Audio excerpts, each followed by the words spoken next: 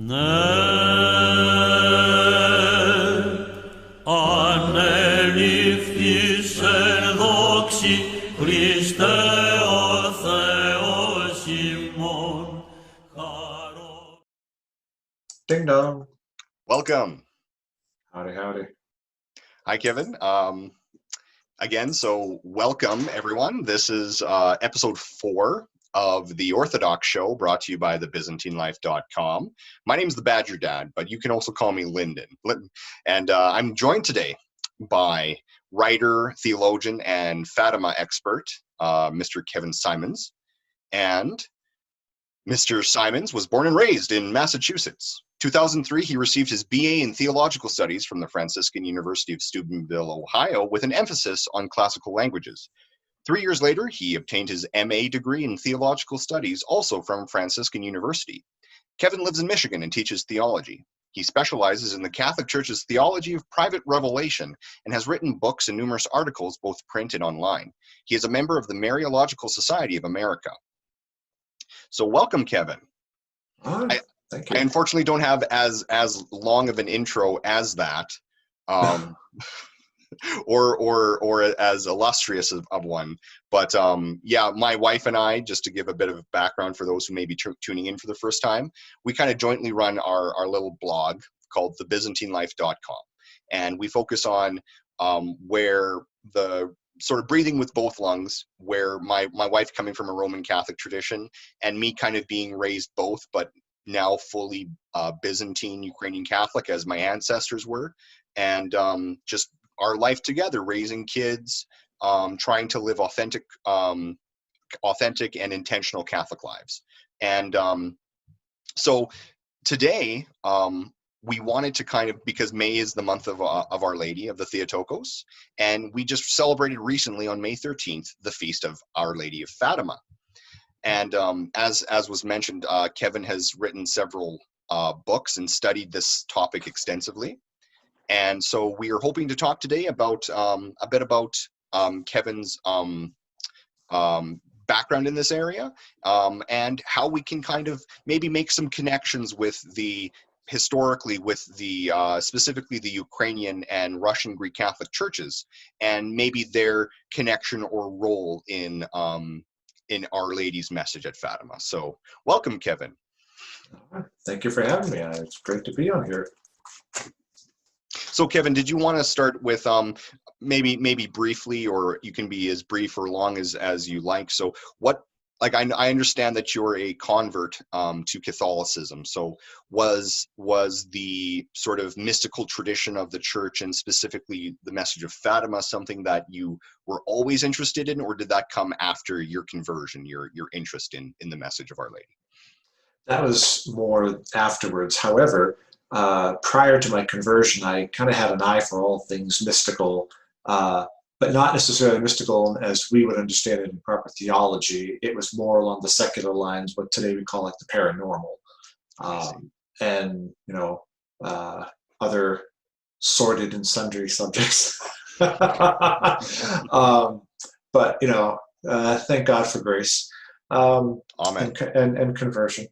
So yeah, and then after I became Catholic, that was actually kind of the hook, I should say, that got me into the church. Was I had family that were very, very devout Polish Catholics, and they would be very open to me about talking about all things Marian apparitions. The Western Church, we have the tradition of the Divine Mercy Chaplet. Yes. They would talk to me about that, things along those lines. Fátima, of course, definitely being a part of that.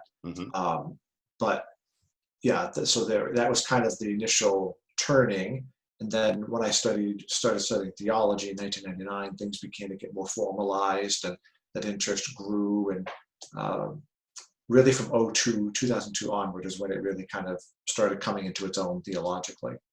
Yeah. Oh, interesting. Wow. So yeah, you've been doing this kind of deep thinking and study of the subject for a long time. So I think we're very blessed to have you on to be able to comment on this very interesting and pertinent topic. I think especially for today.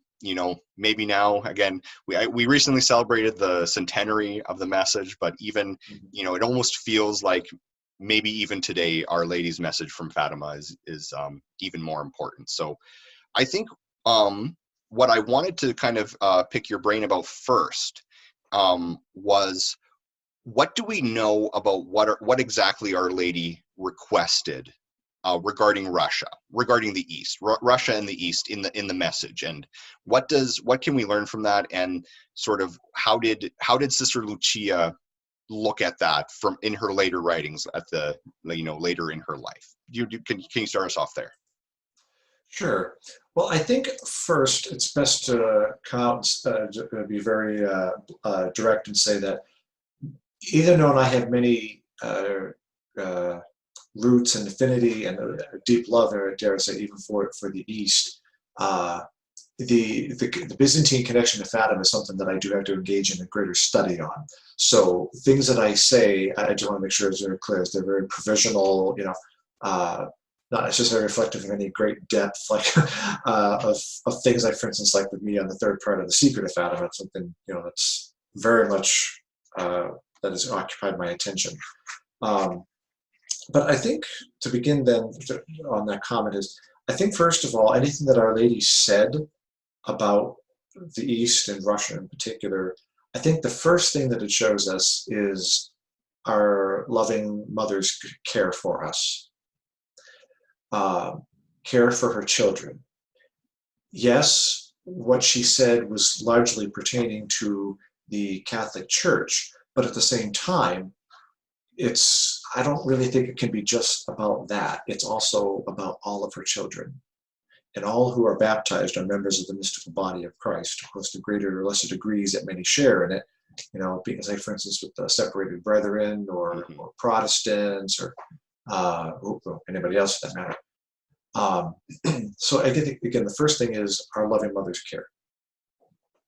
Now, specifically then, what happened was in July 13th of 1917, Our Lady had appeared in her series of consecutive appearances there in Fátima, Portugal, and she communicated information to the three shepherd children, and that we commonly call that information the secret, or the Secret of Fátima.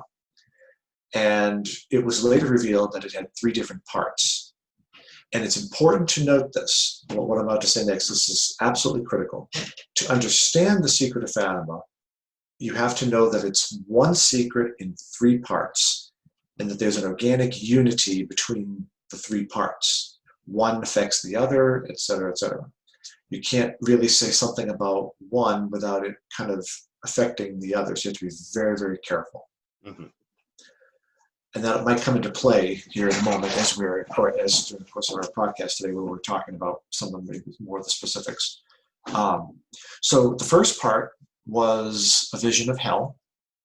The second part was a devotion to the Immaculate Heart of Mary that Our Lady had proposed.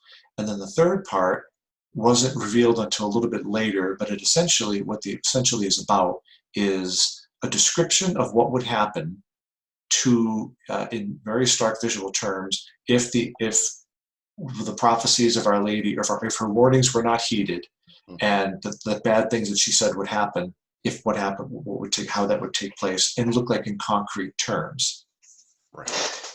And it remains a bit of a mystery what the third part is. I'm actually working on an essay that's kind of getting into one of the issues surrounding this, but okay, I think I'll give you an exclusive here on your podcast, give you something to help sell it. Thanks, Kevin. We really appreciate that. I've done more research into the third part of the secret than even what is published, and stuff. And I can tell people that the third part of the secret has everything to do with faithful people just being faithful to the gospel of Jesus Christ, despite all the errors that were being spread. I am absolutely convinced of this for reasons that we'll get into a little bit later. And I'll bring up a letter, an unpublished letter of Sister Lúcia that I've talked about in the past that I think kind of sheds a little bit of light to these matters. But for now, just kind of back it up a little bit. So the essential structure is Our Lady shows them this very stark vision of hell with souls falling like mist or snowflakes, just a constant stream of souls. and it frightened them half to death. I mean, Sister Lúcia herself cried out, and people heard her. She had no memory of it, but people heard her cry out, and they asked her about it later on. And she wrote later that, that must have been the moment when I, saw hell, And then Our Lady said, "You have seen hell, where the souls of poor sinners go. To save them, God wishes to establish in the world devotion to my Immaculate Heart."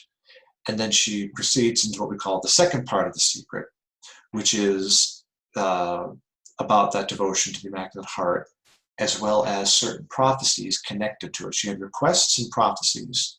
She said that if the Immaculate Heart, if this devotion was spread, and one of the requests that she made specifically in the second part of the secret was for the consecration of Russia to her Immaculate Heart, kind of critical point. She also asked for a devotion called the 5 First Saturdays devotion. Right. So these are two specific requests that Our Lady makes in connection to the devotion to the Immaculate Heart. And what she said specifically, why Russia? Of all the countries in the world, why did Our Lady specify Russia? Is she picking on Russia? The poor Russians, they're already having enough trouble. Why is that now? Why is the Holy Theotokos coming down? No. What happened was, throughout the eras of the French Revolution, beginning in the late 1800s, going into the 1900s, we had the errors of that period come up, and different countries like Germany, France, and England in particular had different ideas on how social life should be constructed. And these ideas took shape in the mind of a man named Vladimir Lenin, who took what we today call communism, especially through Karl Marx, the Communist Manifesto in the 1840s or so. He took all these ideas for revolution, etc., and brought them to Russia. Well, what's the problem? Well, what's the issue here?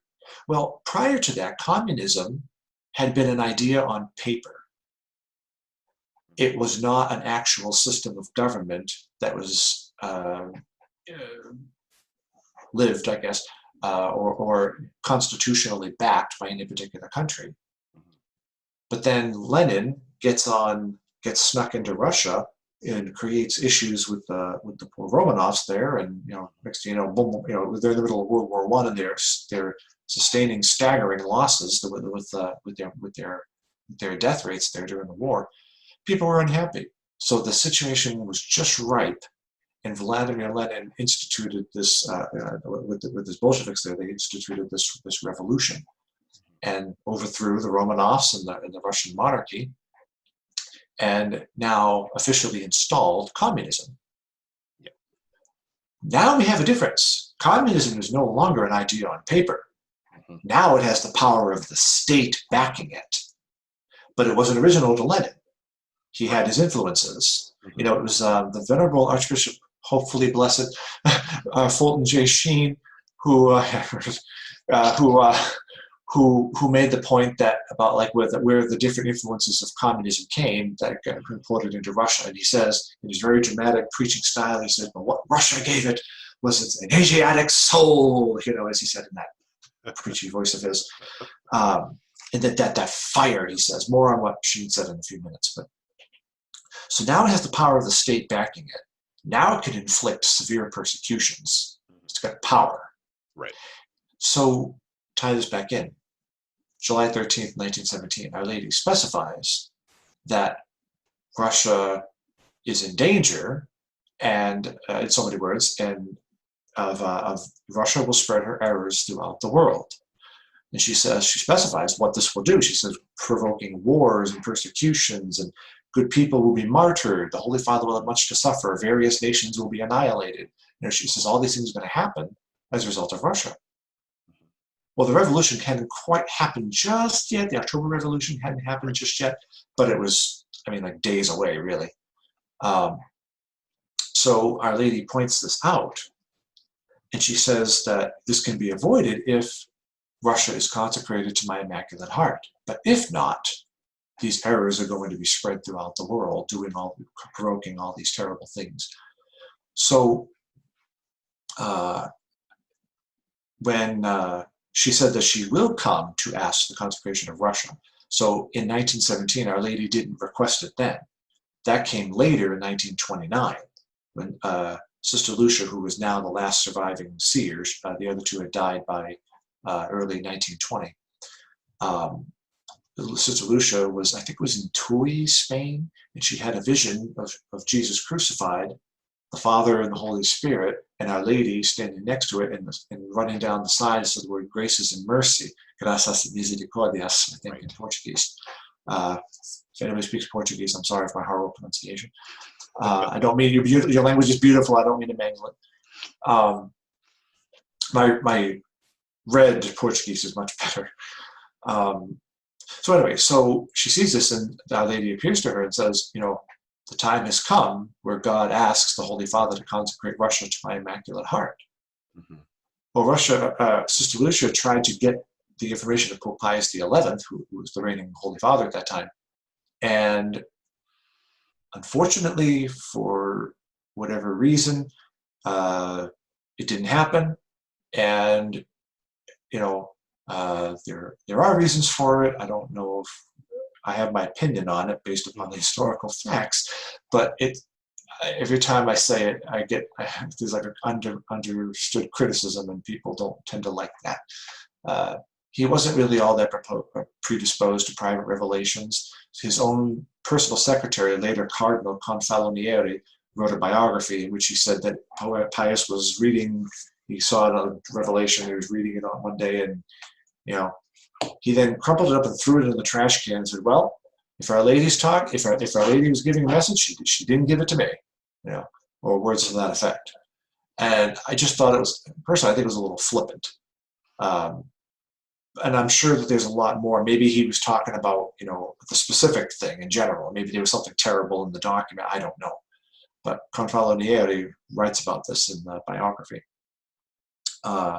So it didn't happen under Pius XI, excuse me. Right. And then Our Lady had predicted a great sign would happen when the events prophesied were to come to pass. That happened in January of 1938. This great light appeared. It got like this huge fire. People were calling the fire trucks. It made the local papers over there in Europe, and some places in North America. I think it was New York Times, I think, even had an article about it.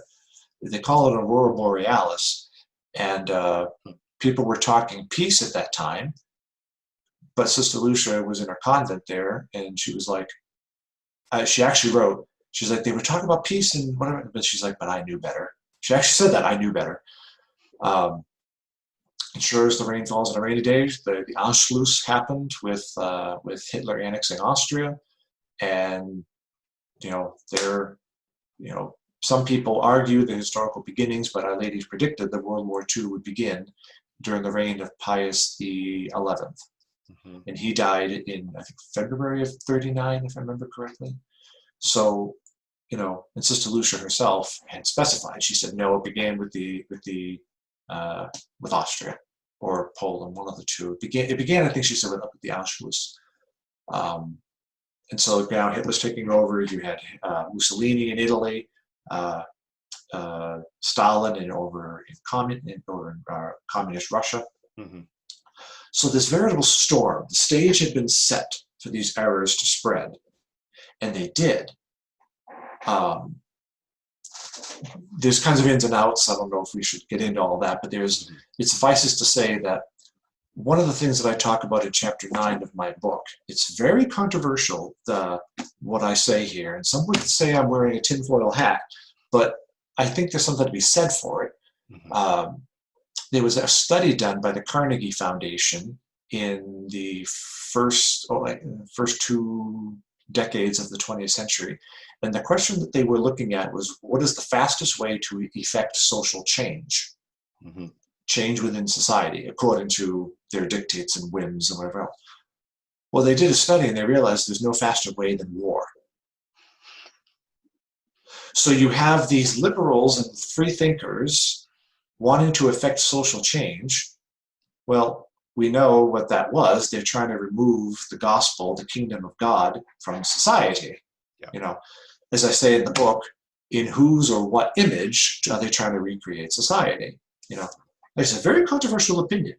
because, like I said, it sounds like tinfoil hat, but these are facts. Right? These Norman Dodd talks about this, and he says we've seen these. He was part of a congressional committee, so we're talking United States Congress, an official like organ of the federal government. Is this guy was on that, and he saw these documents, and he's talking about it in a later interview, shortly I think before he died. So this is, it's not tinfoil hat. This is actual bona fide material. So then in the chapter, I then say Cardinal Alfredo Ottaviani had made a very astute observation about the effect of war upon faith. And to make it very simple, make it very short, what he says it has a very serious deleterious effect upon faith, like a very negative, bad effect upon faith. Well, Our Lady's warning about war. What's happening now at the end of what's happening during World War II and then afterwards? Society has to reconstruct. It's reconfiguring. Here in the United States, we had Roosevelt's New Deal to help get us out of the Depression. Over in Europe, you have the Reconstruction from post-war. But this is the kicker. Stalin realized what was going on, and he had an opportunity when he sided with the Western powers against Hitler and others. He was now able to get sympathy. Communism didn't seem as bad, and there were many. What's the expression? Sympathy for the devil. That was kind of what happened. Right. And so now he had. Lenin called them useful idiots, or so it is, that quote is attributed to him. But that's essentially what he had. He had useful idiots in the West, and you had Pope Pius XII. Right as World War II was closing, he gave an address in a consistory to the cardinals. Oh my goodness, you got to read this thing. It is just, it's gold, pure gold, pure gold. Pius XII, pray for us. Pure gold. In which he's talking about an avenging angel, the sword of the avenging angel. He says, sounds awful like the third part of the Secret of Fátima, because that's exactly what you see there, an avenging angel with a sword, And then he warns the world through this allocution to the cardinals. He says that if we don't act fast, communism is going to come in here. And it's going to it has an opportunity to come in and spread its errors. It's essentially what he's saying when you read this allocution. I've seen it's only available in Italian, but I've looked at this and I'm going, oh my goodness, he spells it all out. Very, very wise Pope, very, very prophetic, dare I say. He had the goods, as they say. So anyway, now you have this unique period where war has caused disruption. Communism has an in to the Western world. And what does it do? Walks right in. And so those errors begin to spread. Yeah. Now this takes us into the era of or more close to the third part of the secret. When Sister Lúcia finally wrote down the third part of the secret in January 1944, she put it in two envelopes for security. She was always afraid that somebody would, hold it up to a light, try to read. She was always afraid of that kind of stuff. So she writes on the outside of the envelope, by the express order of Our Lady, this envelope can only be opened, che suppoggi aberto a 1960 in Portuguese, can only be opened in 1960 by the Cardinal Patriarch of Lisbon or the Bishop of Leiria, now known as Leiria Fátima. Right. Well, people asked, why that date, sister? And to Cardinal Ottaviani, who I mentioned earlier, in around 1955, I think, she said to him, because then it would appear more clear, mais claro, in Portuguese. It would be more clear.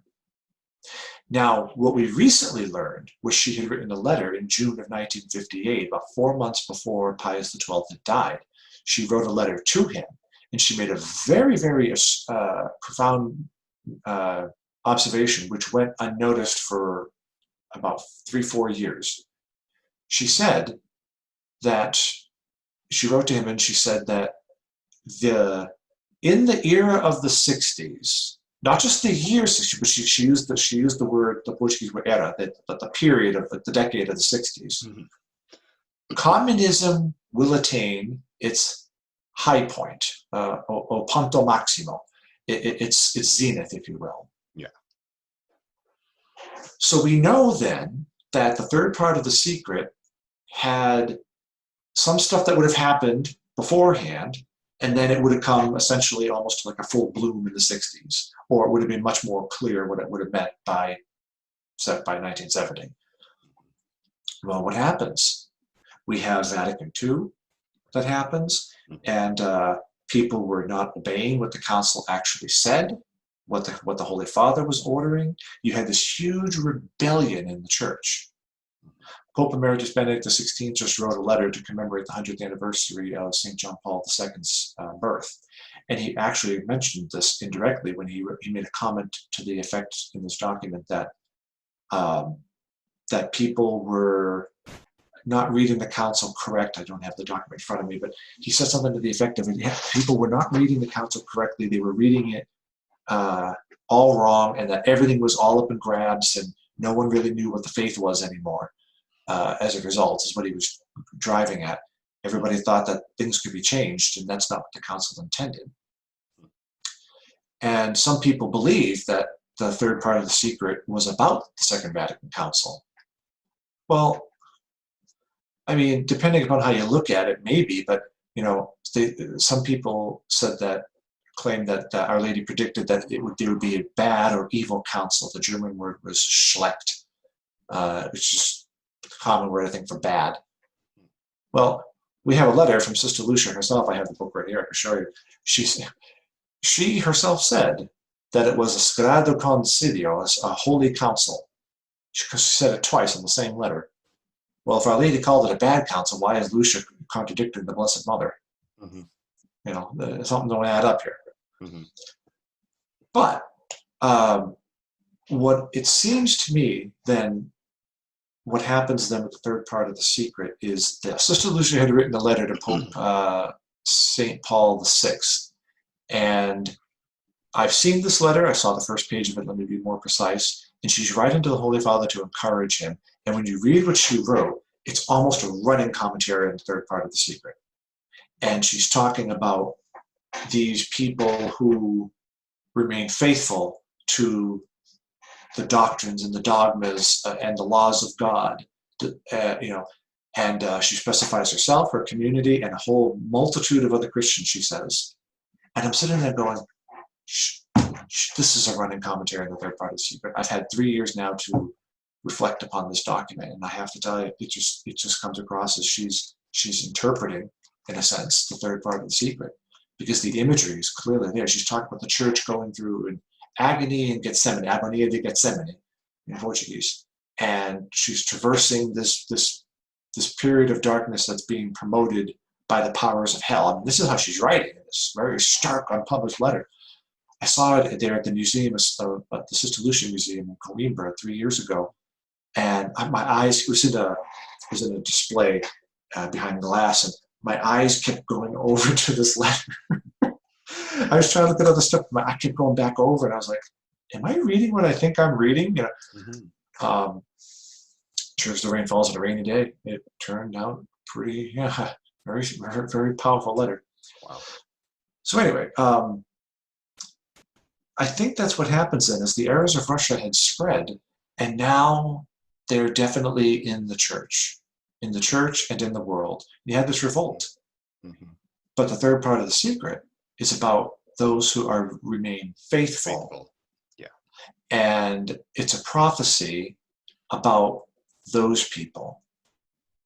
And not necessarily just about what happened in the 60s. I mean, you know, these wars that were being sparked, I mean, there were still faithful people. Pius XII himself mentions this in his allocution. Of course, we have the example now in hindsight of like St. Maximilian Maria Kolbe, among other, St. Edith Stein as well, who died as martyrs in Auschwitz. So but of course we have that hindsight of history. Pius himself didn't have that with specific names, of course, but so yeah, this is what's going on, and these are the errors of Russia that have been spread. So with respect then to the question of consecration, why Russia? Well, they were emanating from Russia, and when Our Lady requested it in 1929, those errors hadn't quite spread as we know that they would later in that same manner. So had the consecration been done in time, the history of the 20th century more than likely would have been very, very different than we know it today. Mm-hmm. How? I can't say because it didn't happen. But we would have got, I call it like the Back to the Future rule, the alternate 1985. If you remember that, if you've seen that movie, yeah. It's kind of like that. It's like the alternate 1985. Yeah. It's the alternate timeline there. If I only had a DeLorean. Doc Brown, where are you? So Pius XII himself tries to perform the consecration, first in 1942 and then again in 1952. Unfortunately, it didn't meet the specifications that Our Lady had given in the second part of the secret. It was supposed to be done by the Holy Father in union with the bishops of the world. Right. Well, that second part was lacking both times. So it didn't quite take effect. However, the 1942 consecration, Jesus told Sister Lúcia that the war would end sooner. So there was a salutary effect. Mm-hmm. And the Portuguese bishops had also consecrated the country of Portugal to the Immaculate Heart. And Sister Lúcia herself said, as a sign of what the consecration would have been, she said, heaven is honoring that particular consecration, and Portugal will not enter the war. Mm-hmm. And indeed it didn't. Interesting. And then there was this huge flourishing of faith in Portugal. That's not an area that I have done as much research in, but Cardinal, I think Ceregiera, I think is how you say it, Ceregiera, the Cardinal Patriarch of Lisbon, who would have been the guy to have read the third part of the secret. Mm-hmm. He wrote about this, and there's this huge flourishing of faith as people were putting into practice what Our Lady had said at Fátima. It was like a golden era for Portugal, at least in the 20th century. Mm-hmm. And so now what happens is Russia's errors spread, and the consecrations didn't quite take. And now we're at the pontificate of John Paul II. He gets shot on May 13th, 1981, the anniversary of Our Lady of Fátima. And he realizes that it was Our Lady who saved his life. What saved him, believe it or not, was just before the bullet was fired, before he was shot, he saw a young girl in the audience, in the crowd. She's still alive. She's a grown woman now, of course. Mm-hmm. And this girl was wearing a shirt with Our Lady of Fátima on it. And he had bent over to look or to hold her up or something. He turned her direction, and that's when the bullet hit. When the gun was fired, the bullet hit him. Right. And they say that the surgeon said it was like a hand guided that bullet. Yeah. If it had just been like, I don't know, like a paper cut size, to the left, margin, yeah. Exactly. It's just marginal error. JP2 would have been dead. So there's an interesting connection. Yeah. The specific image of Our Lady of Fátima, the guiding of this bullet. The surgeon himself said, if it had been just a shade, it would have been over. Mm-hmm. And then I think John Paul's pontificate started to change after that. He realized, and so if somebody once put it to me, he realized that he was on borrowed time. And he read the third part of the Secret of Fátima at the Gemelli Polyclinic there in Rome, and he started to change things up. But interestingly, and this has only been this news has only come out recently in the past few years. JP2 had been warned that there was an assassination attempt on a plot on his life. He had been warned. Later, Cardinal, then Bishop Edward Gagnon, had warned him. And Gagnon knew about the plot because he had been tasked by Pope Paul VI to do an internal audit of the Roman Curia. And he came up with this, his final product was a three-volume documentation series, I guess you could say, in which he presented to Pope Paul VI. Well, he was close to dying, so he put it to one side of his desk and said, "We leave this for our successor." Well, John Paul I gets elected, and Gagnon actually got to meet with him and said to him, gave him the verbal rundown on this three-volume set. And JP1 was just about to start doing stuff. In fact, literally, he was just starting to enact it when he had his heart attack and died. And he wasn't really assassinated. That's just dramatic flair. But he did have a shouting match with a cardinal the night before.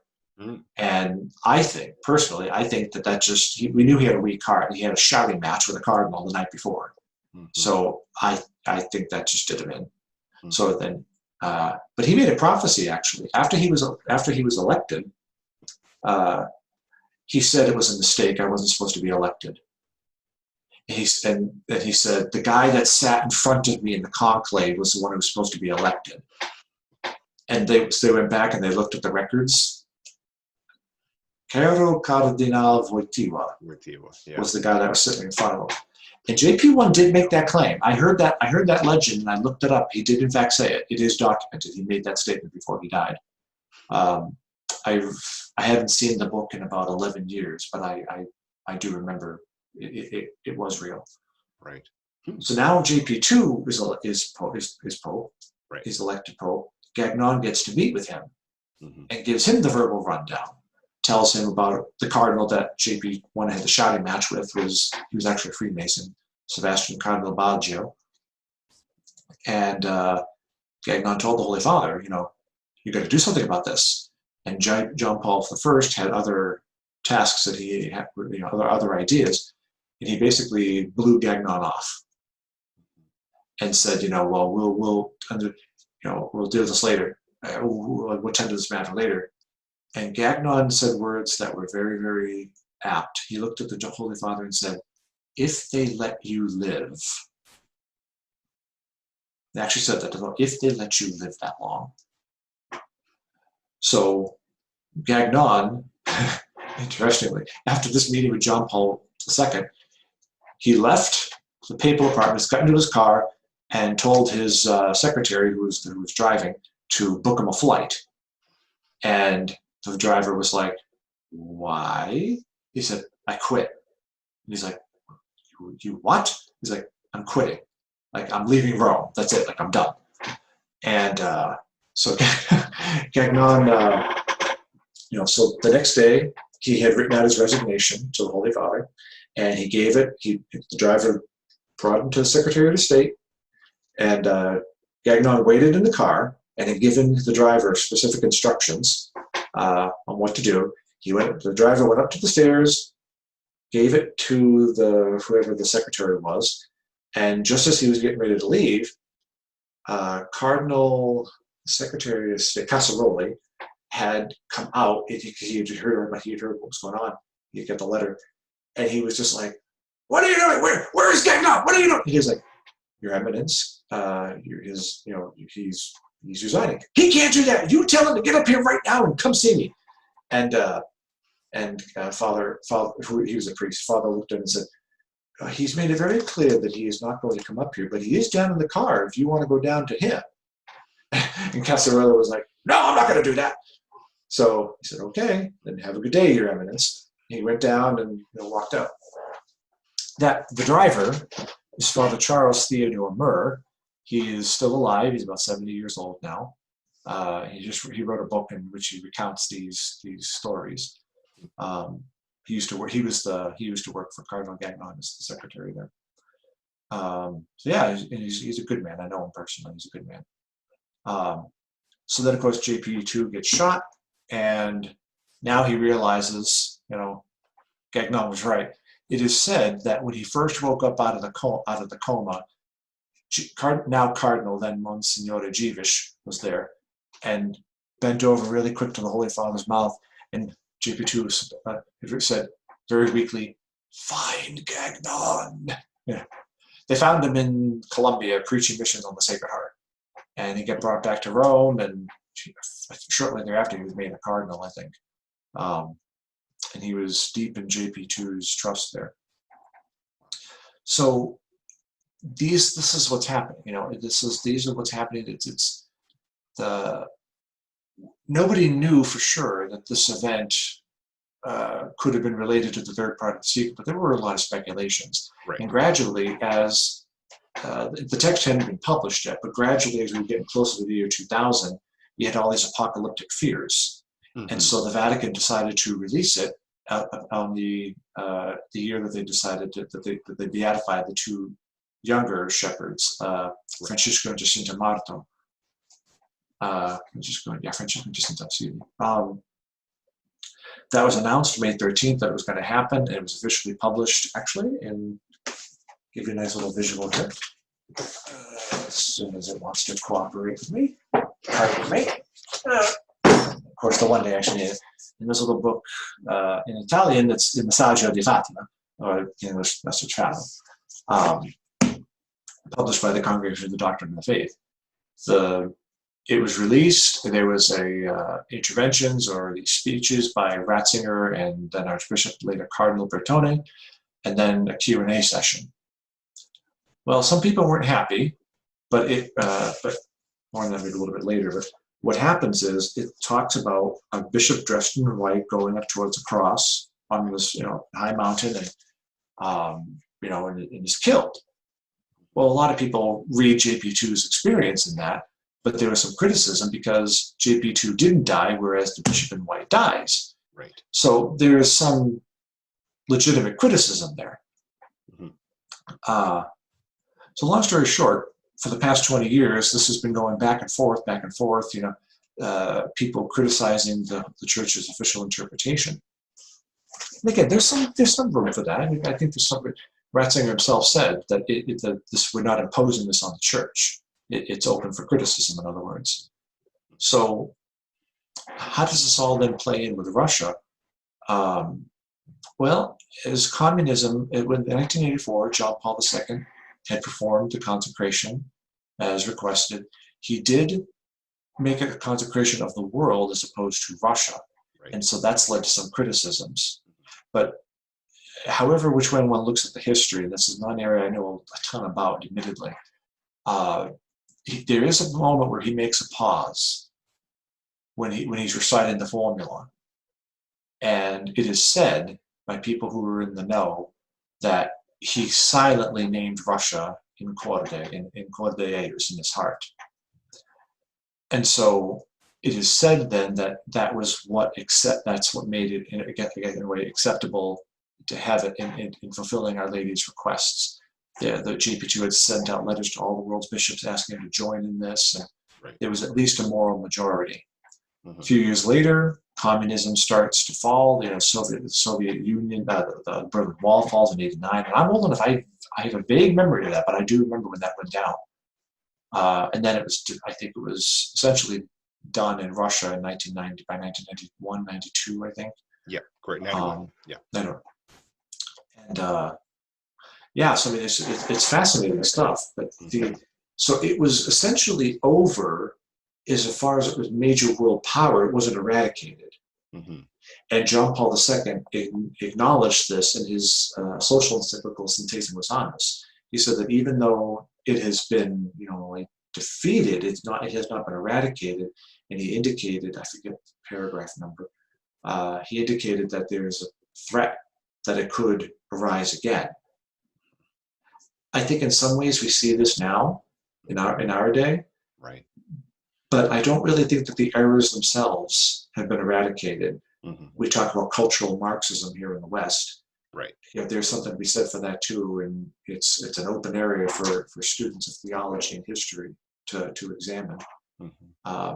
There's a latent Marxism doing an awful lot of stuff, and especially kind of a Hegelian dialect, thesis synthesis, etc. Right. There's a lot of this going on. These errors have not been purged,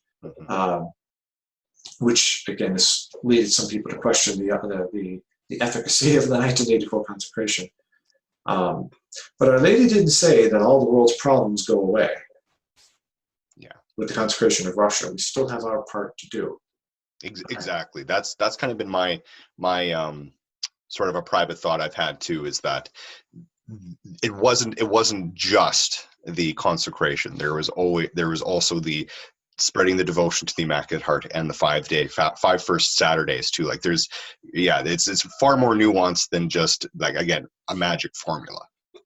Yeah, and even Father Alonso in his book, The Secret of Fátima, Factor and Legend, he talks about this, about we still have our Christian duty. But there's no question about it overall. Our Lady came to warn us about dangers to the faith.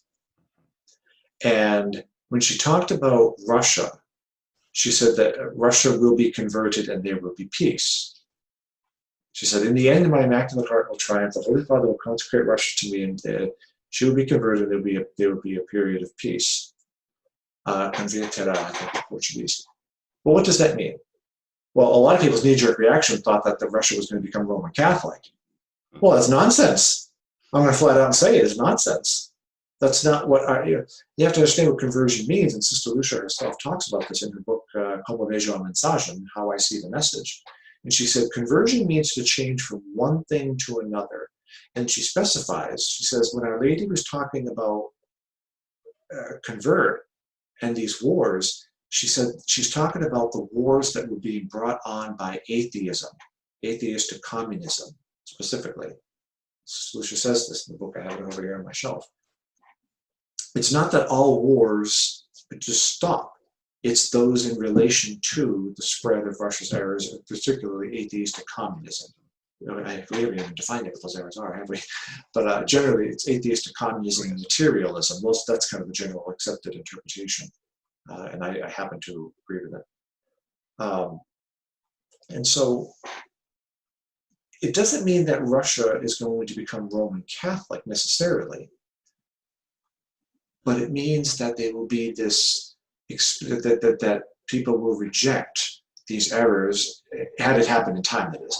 Now, you kind of have to back it up and, what will happen and what does this mean? There is a cultural identity within Russian Orthodoxy or in Russian Catholicism as far as the churches.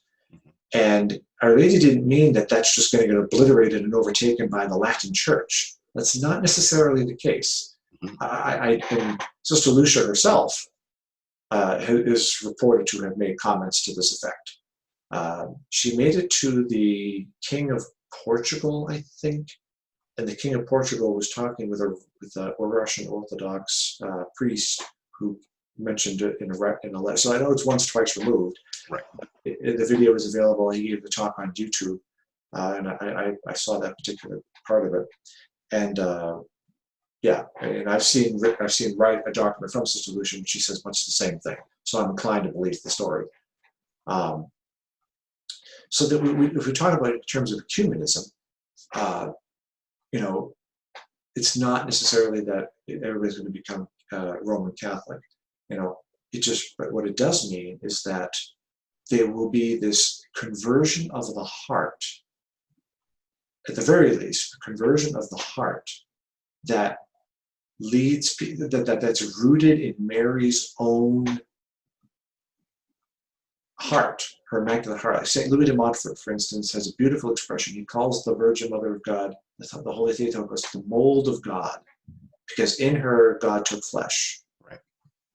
And so we, her spiritual children, can be formed by that same mold in a way. And that's what the devotion really is all about. Being part of Our Lady's School of Holiness, if you want to use that expression. You're sitting with her and learning the gospel from her and experiencing that ongoing conversion. And as in the monastic tradition, specifically the rule of our Holy Father Benedict, he talks about how we run the way of God's commandments with unspeakable sweetness of joy or love. Well, as we practice this, we're going to remember the commandments of God, and this is what it's all about. Our Lady warned us about dangers to faith, but if you follow the path of my Immaculate Heart, you may come across these errors, but you'll be rooted in the faith, and you'll be able to reject these errors and help other people along the way. Exactly. So it's that inner conversion, mostly, is what she's talking about. And so that she would turn from her evil ways. Now, she didn't say that it would become Catholic. That hopefully we would say that may happen as, over time, and as the theological discussions continue, that hopefully we can all be one church again, or I should, different churches, I should, under the banner of, of the term Catholic. Yes. But Our Lady didn't say that the consecration is going to solve all theological problems. She was talking about inner conversion of the heart. And so that's one thing that I think has to get emphasized. And I get criticized whenever I express this opinion, especially among some of my more traditional-minded friends. They really truly think that it's they didn't become Catholic. No, it doesn't happen. Russia is not Roman. That's not the way this works. Yeah, and I think that's actually something that that I can kind of share with you and kind of bring to the table too. Now is that Byzantine connection, right? Like, obviously, the Roman Catholic Church includes the Latin West in union with some people number it 23. It's more accurately, at least since 2015, 24 Eastern churches in communion with the Holy Father, the Pope of Rome. In 2015, the Eritreans, they got their own jurisdiction separate from the Ethiopians. So that's a new, because some consider them both, because they're both of the Abyssinian sort of Oriental, like from the Alexandrian tradition, but more specifically the Ge'ez being their liturgical language, and again that just the relationship between Eritrea and Ethiopia. But they are now sui juris; they have their own canon law. So now it is 24. But yeah, that's something that's also it's interesting too, because like I think there's a misunderstanding when people say Roman Catholic. They automatically assume Latin Catholic, the Western Catholic. But Rome is all of our mother. She like the See of Rome is our mother. It is the See of Peter. It is universal, and it includes all the different liturgical traditions and churches that are in communion as Christ intended. So yeah, so I mean, I consider myself Roman Catholic, but I'm specifically in terms of canon law, I'm a Ukrainian Greek Catholic. But I think Roman needs to sort of be divorced from that kind of, very strictly speaking, Latin mentality to truly affect that universalization, which of course that's what Catholic means. But I think something that you just brought up, Kevin, really sparked my interest, and it's specifically referring to the errors of Russia. Now, this is, again, I'm not sort of saying that my interpretation is correct, but something that came up in my mind when you were discussing that was an interesting historical series of events that kind of coincide with the rise of atheistic communism in Russia. And specifically, and again, I'm not an expert in this field, but specifically what we also see at that same time is the exportation of the Russian Orthodox hierarchy. And in fact, we see the formation of what's called ROKOR, the Russian Orthodox Church outside of Russia, or the Russian Church abroad, which sets up for a time what is considered a parallel hierarchy to the Patriarchate of Moscow.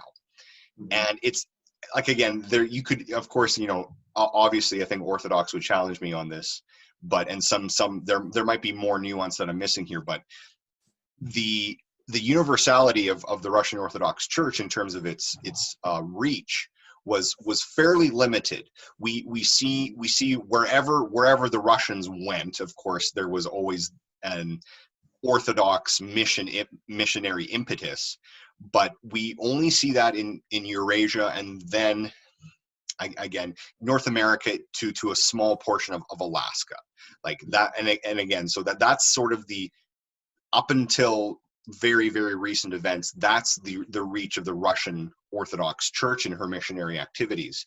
But with the founding of ROKOR, where the hierarchy is mobile, the hierarchy is exiled from Russia proper, we see a far more universalizing reach of ROKOR, and to the effect that today there are Russian Orthodox jurisdictions in the Philippines, in parts of Africa, North and South America, the Caribbean. It is now essentially like a universalized church in terms of its geography.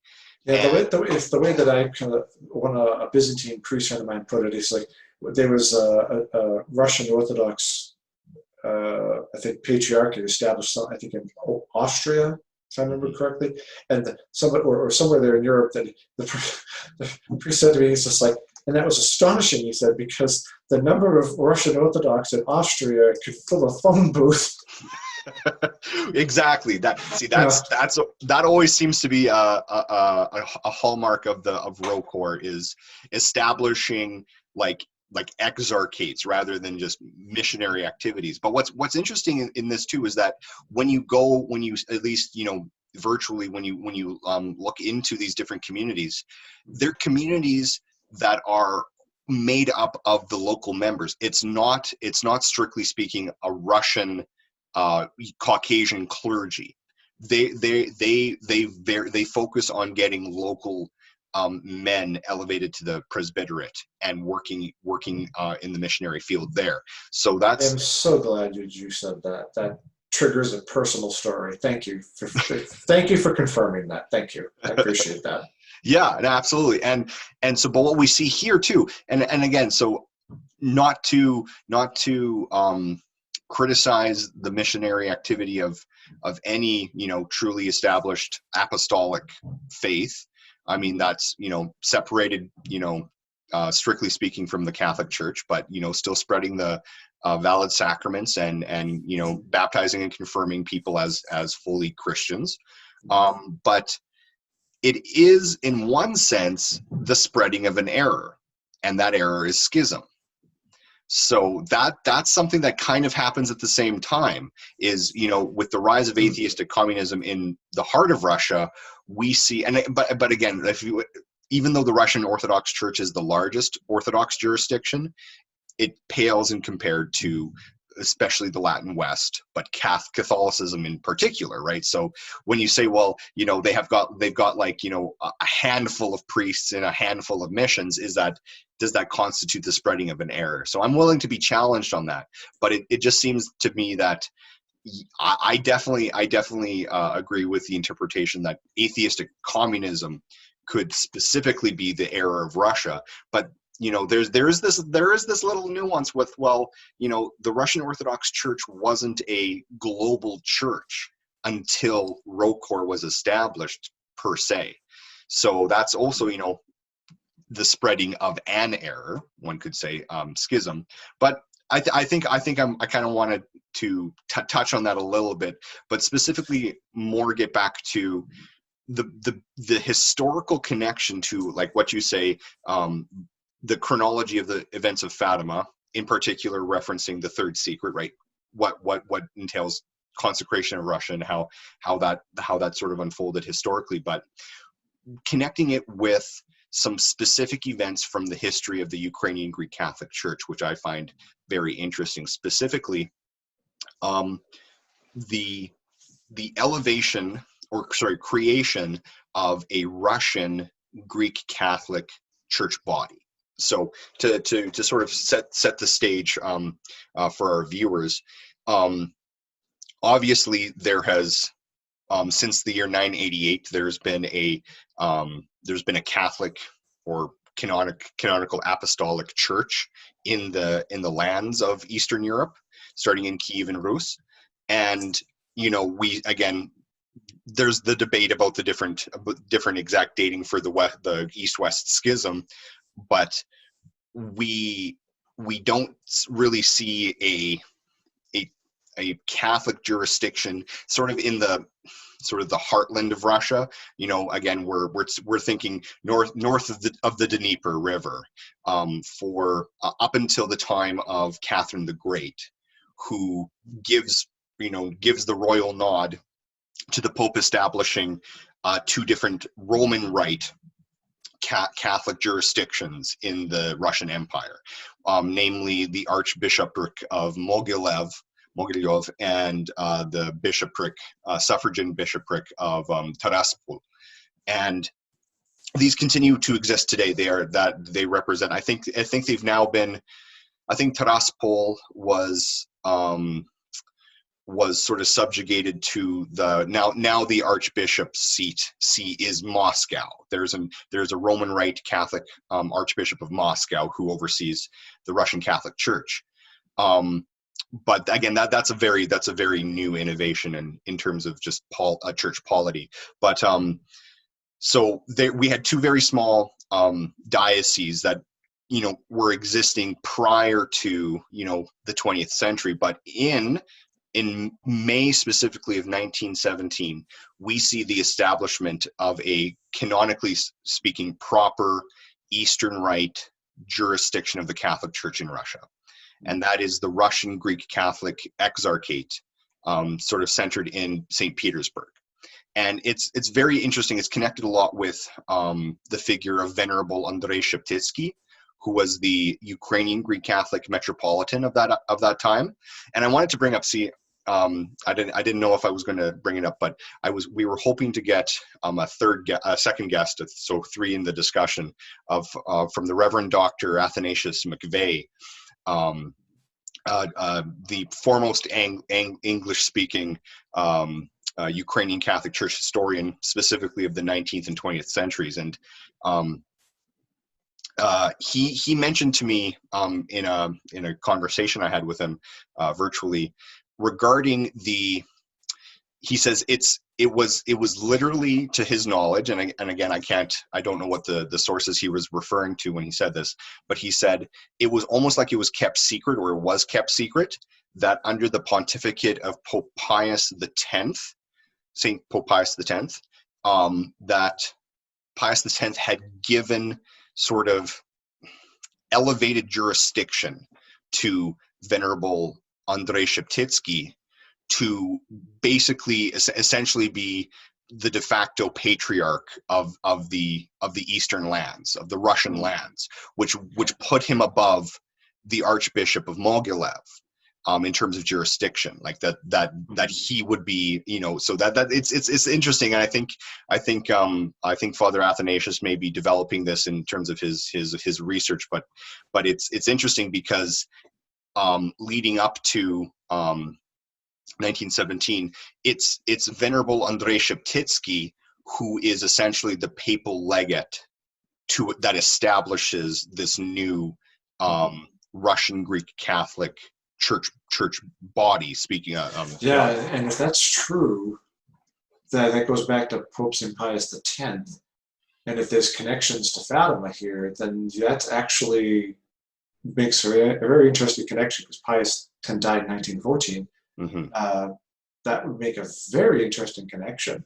I'd be very interested. That's very intriguing. Yeah, so that's kind of it sort of precipitated that. So because it would be strange that, and again, I'm not an expert in this field, but it sort of seemed almost like just a local church move. Like, so who gave Venerable Andrei Sheptytsky the authority to essentially establish a separate Eastern church? Like, wouldn't this exarchate fall under his jurisdiction then, as being like what was known at the time as Ruthenian Catholic? But no, it was specifically constituted as a Byzantine Rite Russian Greek Catholic Church body. Now, the Latin bishops were present because a synod was convoked to name the exarch.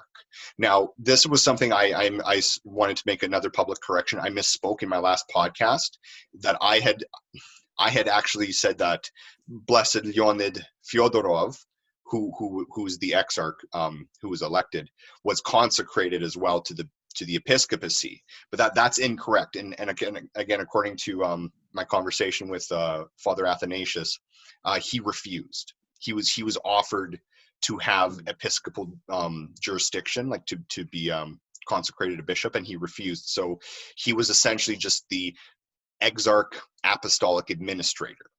And that's interesting. I don't think, at least as far as the history that I've read, I don't think that this exarchate, which is currently sede vacante, it still exists. It's sede vacante, but there hasn't ever been a bishop that was the exarch per se. And so, but not to get too far afield here, but so again, we have that little tidbit of history regarding Pope St. Pius X giving this jurisdiction to Sheptytsky, and then in 1917. And again, I think I want to make a correction too. I had said May 25th was the date of his elevation, but it was May 28th, at least from the sources that I'm able to find. This is a very not a lot of English history has been written about this era, but from what I can find, it's May 28th, 1917 was the establishment of Blessed Leonid Fyodorov as the exarch. And he didn't reign as exarch very soon, because obviously the October Revolution kind of put an end to the missionary activity of Greek Catholics. I mean, technically, the Greek Catholic churches, I don't think at this time, I don't think after the October Revolution, I don't think the Russian Greek Catholic Church had any recognition from the state, but the Ruthenian or Ukrainian Greek Catholic Church remained a separately designated church, in Ukraine. So, again, it was sort of the Southern Soviet Union up until the so-called Lviv Synod, which occurred in the 1940s. The exact date escapes me, but at that synod, at which no prelate was present, it was a handful of priests and laity who were essentially all they were very heavily influenced by the Soviet authorities to convoke this canonically irregular meeting, at which case they all said that they officially renounced Rome and all papal errors and became Orthodox. And the Soviet state used this mock synod as the license to say, well, now all property that belonged to the Ukrainian Greek Catholic Church belongs to the Orthodox Church, which was essentially under the control of the Soviet regime. And what year was this again? I think the Lviv Synod was 1942. I'm probably mistaken on that though. But it was well after 1917, at least. Yeah. So there's that liminal period where Greek Catholicism still exists in the Soviet Union. But yeah. So what I kind of wanted to maybe sort of see if you had any thoughts on this, Kevin, was, would the existence, right? This kind of like just the precipitated events leading up to the creation of a Russian Greek Catholic Church, do you think that has anything to do with, Our Lady's, hope of maybe reunion, or that kind of conversion of heart to a true ecumenism, a true bringing back of the two, of the Russian Orthodoxy to Catholicism? It very well could. Like, again, because you a lot of what is understood, as according to my understanding, which could be challenged, of course, but a lot of people, their perspective in the East about the West is just the Latin Church. And there's that unfortunate insult towards the Eastern churches in communion with the See of Peter, that the See of Rome, that the Pope of Rome, that they call them the Uniates. Yeah. As I remember, Father Jack Custer, Pennsylvania, he gave a talk at my alma mater once, and he said, "Yeah, and if it's like we don't like that term." He's Ruthenian Catholic. He was like, "We don't like that term. If someone calls it that, we punch in the face." I was just like, "Okay, you're all a very passionate people. All the more power to you." Yeah. You see, that's something particular, I think, to the what's now, like you say, the Ruthenian, but the Byzantine Catholic Church in America. I've actually heard it a lot more in Ukrainian Catholic circles that I follow. It's sort of worn as a badge of honor. Like, yeah, we're Uniates, because union with Rome is what Christ intended. So yeah. It's sort of like, and especially with the Byzantine life, our little mission here, we kind of wear the Uniate badge proudly. It's sort of like, what, there is no other option. It's union with Rome or bust. Yeah, and I have to tell you, I heard everything that you said in the past like 10, 15 minutes, but I'm still kind of stuck on that mention of schism. You triggered my intellectual curiosity, and I was just like, wow, that's actually an interesting way to look at these things. Could that have been a part of this? I have to tease that out in my own mind a little bit here, and kind of maybe get back to you. But I think that's very something to be said for that. But kind of go back to what I said earlier. So, Our Lady isn't treating this as the Roman Church versus the Eastern churches. All the baptized are her children. And she has loving care and soliciting for every one of them. So in the late 19th century, it is said that she appeared to, I think, a monk in Greece, I think, she taught him that very, very famous prayer, the Agni Parthene. And it's such a beautiful prayer. Oh my goodness, it's beautiful. I happen to really like the version by Divna Ljubojević. But I just listened to it. I'm like, this is just so beautiful. Or even the Akathist to the Theotokos. Beautiful expressions of the mystical component of faith. Absolutely. And so these can't be lost. And so I don't think Our Lady was talking about a subsuming into the Latin Church. And so where I think then a little bit happens is, and I guess it's just very simple, very basic on my part, but I have understanding, but, having these Eastern churches in communion with the See of Rome, it does put that universal face to the church. And it shows that, well, no, there's more to it than just that. Yes, there's Latin Catholicism. The term Roman is actually an insult, because that was what the Anglicans used to call us. They think they're the true Catholics, and they call us the Roman Catholics. Right. And I'm just like, no. And it's actually it's interesting too, because in the Quran, amongst Muslim circles, like there's a surah in the Quran that's Ar-Rum, like the Romans, and what they're referring to is Constantinople. They're referring to the East. I see. Yeah. And so that's right. That's interesting too, right? You say Roman was the derogatory slang of the Anglicans. Well, it's also the slang of the Muslims referring to Byzantium. I didn't know that. There you go. And so, and even with what I understand of the Eastern Orthodox world, there's a lot, especially right now, that recent issue with the Ukrainian church being granted autocephalous status there, autocephaly. That's created quite the stir in the Orthodox world.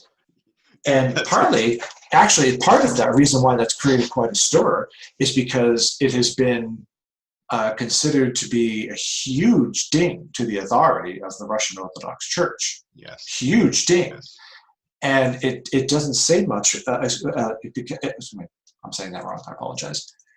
That has become somewhat of a danger politically for the Russian Orthodox Church. Yeah. Because now what has happened is Rome would have to deal with Moscow, specifically the Patriarchate of Moscow. Yeah. But if you have this from I don't know, I want to use the word upstart, but you have this other even though it's still Eastern Orthodox, you have this other church there now, that kind of weakens the power of the Russian Orthodox Church. Absolutely. It's not quite as, I don't want to say omnipotent, but it loses some of its luster. I think that might, just to keep it fair. Right. And so now the Holy See, the Church of Rome, it's no longer just Russian Orthodoxy. And so there's been some concerns about this and some chatter in the Orthodox world as I hear it. And it's viewed as a very notable threat.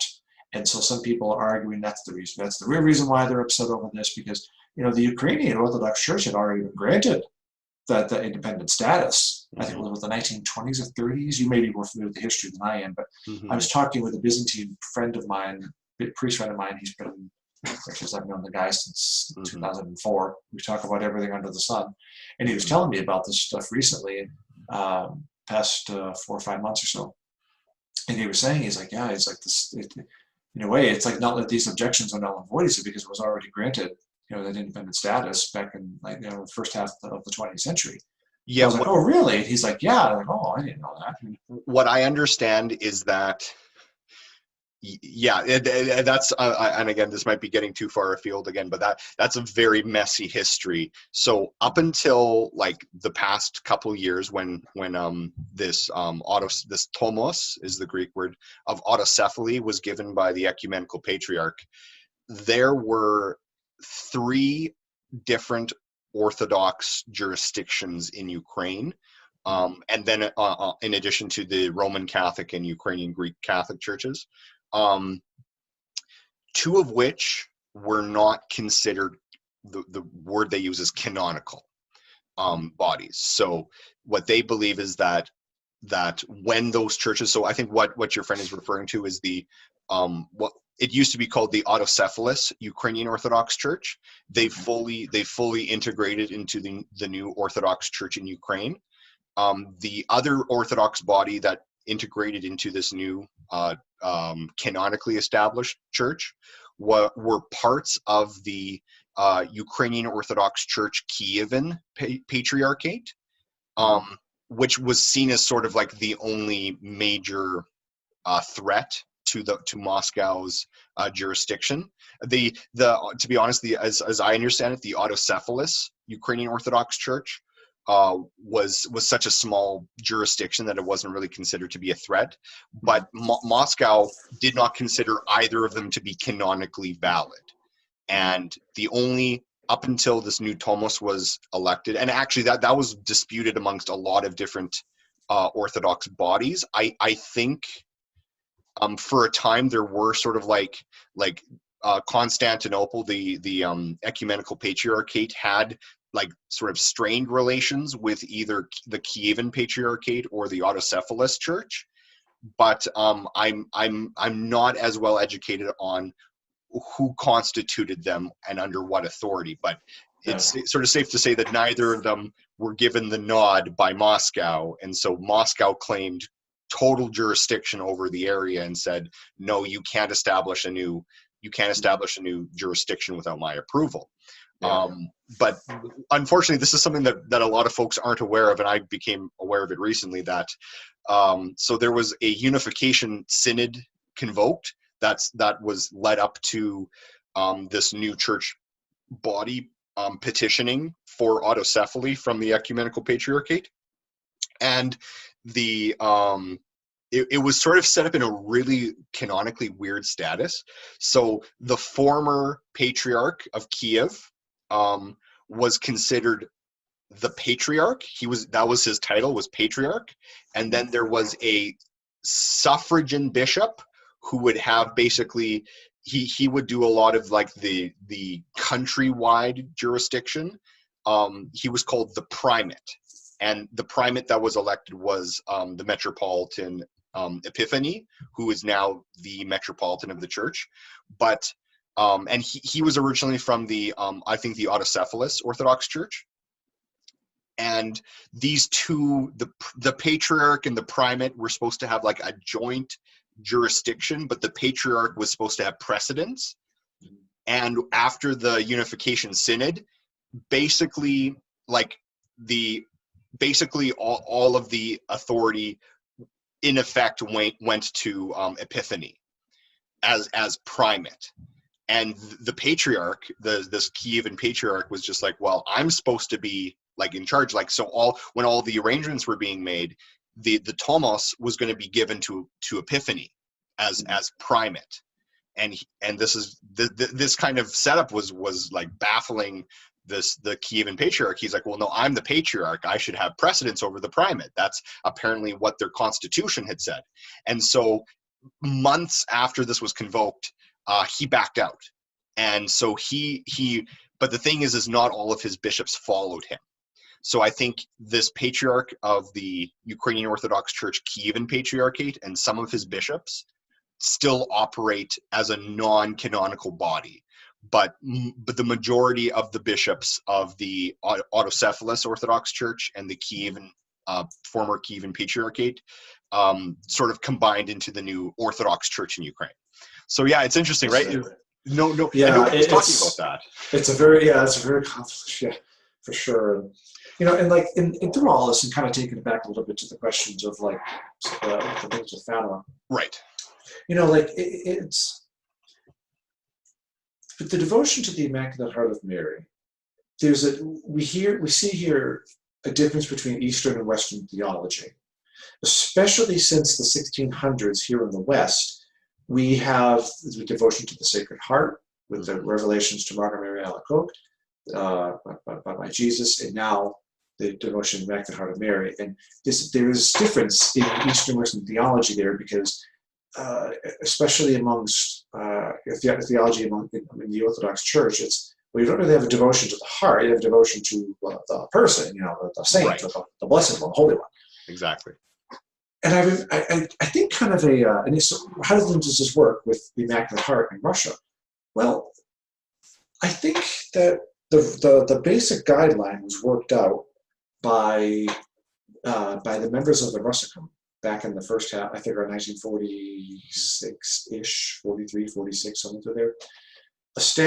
An image of Our Lady of Fátima with the Immaculate Heart displayed prominently.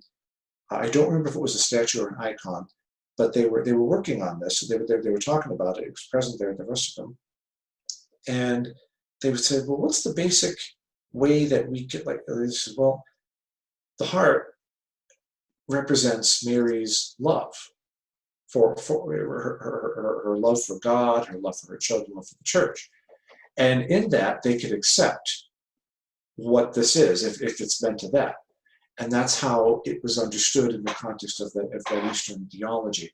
Yes. And so then taking upon that and building upon that, then the devotion to the Immaculate Heart may be a bit differently understood in the East than how it was specified, to a Latin audience, and stuff. But there's still that fundamental point that applies to both East as well as West, is the love of the Mother. Yes. The pure love of the Panagia, may I add. And so, and those again who follow in that path, they're in her school of holiness. And I think that has a lot of bearing, because especially in these discussions between the Eastern and Western churches, there's a lot of history there and a lot of hardness, be it, the old accusations of papists, or, what's the one they call us in the West? I don't remember. We call them Caesaro-papists, and I don't remember what they call us.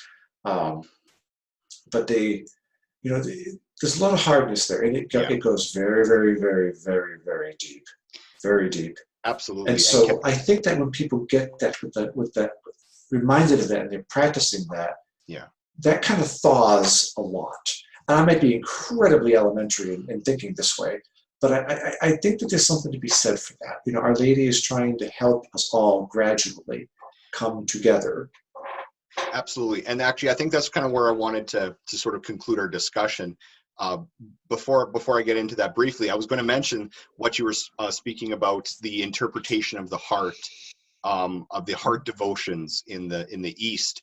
Over my shoulder here, I've got an image which, as far as I can tell, originated in Russia, in the village of Tsarskoye Selo, which was the palatial mansion of the Tsars, just outside of St. Petersburg. And it's an image of Our Lady of Fatima. And she looks like she's holding a disc, right? That is her Immaculate Heart. It's crowned with thorns. It's got thorns around the circle. And inside of it is the Slavonic word serce, which means heart.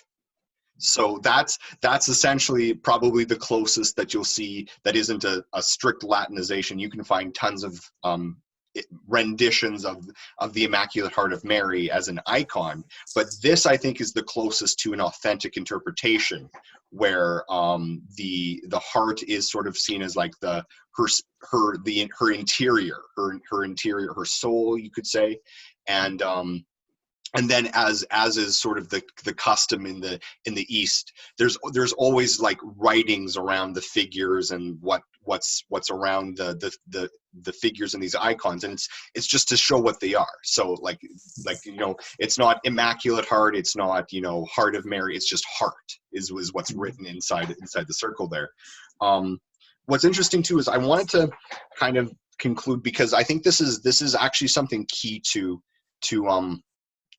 Fatima in one, I mean, in a very big sense, but it's sort of, I think, brings up a lot of questions in our discussion about the interpretations, the reality of the message of Fatima, really the true devotion to Our Lady, the Theotokos in both East and West, and that is the place of the Rosary.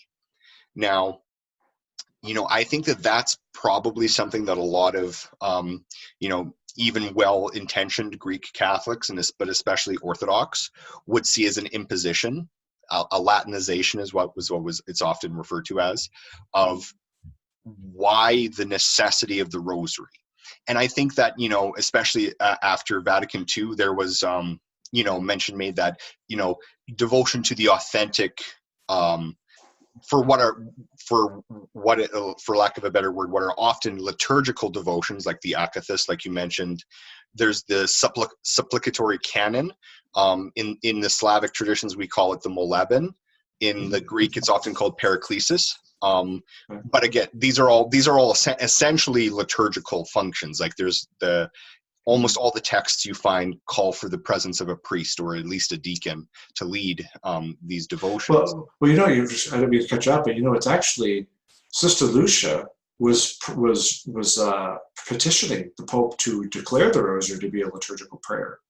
Oh, interesting! I didn't know that. Yeah. But sort of what I kind of meant is sort of in a very strictly lay interpretation. The Rosary is a personal devotion, but I mean, obviously that was something that Sister Lúcia tried to challenge or at least bring up. But it is sort of it's a doable devotion as a person. I mean, for instance, on the Feast of Our Lady, I mean, we have 2 small children, so our akathist that we try to do as a family turned more into a kathist, which is kind of a lot of folks won't get the pun, but akathist means to not sit, and we were doing it sitting, so it was just a kathist, not an akathist. But what I wanted to bring up is that, I mean, I'm from the Canadian Ukrainian Greco-Catholic tradition, and a lot of, especially in the area of Canada that I'm from, our founding fathers were kind of raised on the back of Byzantine Redemptorist missionaries, and what they brought with them in their missionary work was a devotion to Our Mother of Perpetual Help, a Byzantine icon, and also devotion to the Rosary. So for almost like 100 years, the Rosary has been part and parcel of what I would call an authentic Ukrainian Catholic tradition in my area. So I personally tend to think that because of the urgency, I think that's the word I'm looking for.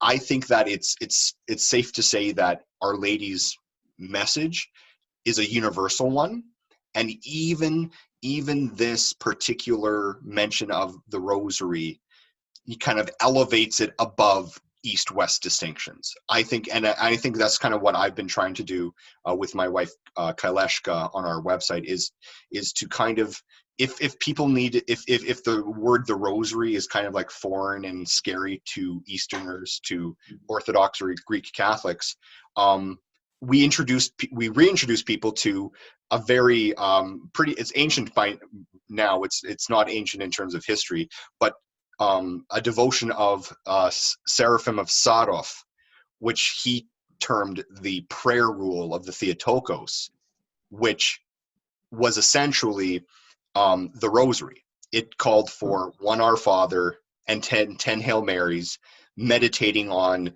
different events in the life of the Theotokos. So he includes it all the way from the Immaculate Conception, the conception of Saint Anna, all the way up to her coronation, and includes, even like her presentation in the temple, which we get from the Proto-Evangelion of Saint James. He includes that as one of the mysteries, for lack of a better term. But but honestly, the prayer rule of the Theotokos is one Our Father and 10 Hail Marys, over and over again. Right, so that's the rosary, like it is, and so it's not, and this was, and I mean, Seraphim is a hallowed saint of Russia, and I mean, even of the Russian Greek Catholics, I wish we could formally venerate him in our jurisdiction, but he's post schism, and unfortunately, until reunion, it won't be liturgically valid to venerate him as a saint, but he was certainly a holy man. And his devotion to Our Lady is very well known. The apparitions that he experienced of Our Lady. So it's interesting. I bring this up and I think I challenge people that, the essential structure that the Saints Jacinta, Francesco, and Sister Lucia prayed, like they prayed the rosary. They were asked to pray the rosary, and I think that if we can just call it something different, the prayer rule of the Theotokos, like I think that this devotion is universal. I don't think that after Fatima we can claim that the rosary is specific to one rite. Well, because especially too, when you really sit and think about it, is to say, let's the question like what's in the name, but what is the rosary? Meditating upon the life of Jesus and Mary. Right. That is common to both East and West. Now, the specific form. Yeah, the beads. That's like the whole rosary now, after at least 2002, is 20 decades, but right. The traditional one being 3 decades for the 150 Psalms. However way you slice that cake, it's meditating upon the life of Jesus and Mary, and this is it's even in the Jesus prayer, Lord Jesus Christ, Son of God, have mercy on me, a sinner. Over and over and over again. Next, there you go. See, so it's about remaining in God, yes. and the communion of saints and living the supernatural life. That's what this is about. This Absolutely. Is what this particular devotion. Yes, it was proposed, to especially in the Latin audience there. But I know as a Latin Catholic, I find great beauty in the act of this. I've attended it at the Cartazza Marienthron there in Gaming, Austria. And oh my goodness, I got to tell you a story. I know a woman, very, very faithful woman, devout Catholic. She was visiting the Cartazza there in Austria, and she attended the Byzantine devotion of the Activist. She was blown away, like mind just blown. Yeah. She just sat there in the pew. And her first words were, "What just happened?" Done very well. I mean, I have the pleasure of being part of that myself. And it's like, oh my goodness, this is just, there's so much beauty. But again, it's about the love of God and living the supernatural life, however that is. Even in the great monastic tradition, one of the desert abbas had that vision of different people on different boats or things was going towards God, and it was symbolic of different routes or routes, or whatever. Pick your pleasure, whichever you pronounce it. There's up to your way. But different routes to God, because that's what God is calling this person to. It finds something deep within their unique, person, and made in the image and likeness of God, and so it's different reflections of God. And I'm a Latin Catholic. I pray the Rosary every day, but I also very much enjoy the act of this, and I'll tell you why I like it. Not only because of the beautiful chants, whatever else, but when you really pay attention to those titles, like "Hail, O wound ever hurting to the demons," "Hail, O wonder ever thrilling to the angels," "Hail, O you who," what was it? "Hail, O you who held ever," what was it? Drawing a blank now. I should remember this better, but "Hail, O you who carried him who carries all." Yes, exactly. That's the English translation that we use. Yeah. It depends on the jurisdiction how you translate it, but yeah, that's exactly it. One of my favorite is "Hail, O unbreachable wall of the kingdom." I really like that image of Our Lady. Yeah. So when why is she called that? Why is the unbreachable wall to the king? Like, what's this all about? What's the theology and what's the symbolism about? I think the one "Hail, O you who carried him who carries all," that's pretty straightforward, right? Yeah. But as you go deeper, it's meant to tug on your heartstrings and get that devotional aspect and lift your spirit to God. That's what this is meant to do. Yes. And I'm very much a Latin Catholic. I get it, but at the same time, I get that mystical side in the East. Mysticism is really both East and West, of course. But there is something to be said for some of these real deep, heartfelt, beautifully theologically expressive devotions. And it's just like, it just drives me batty every time. But it's meant to call you to God. Absolutely. It's like it's like in the Lamentations of Jeremiah. Yeah. Jerusalem,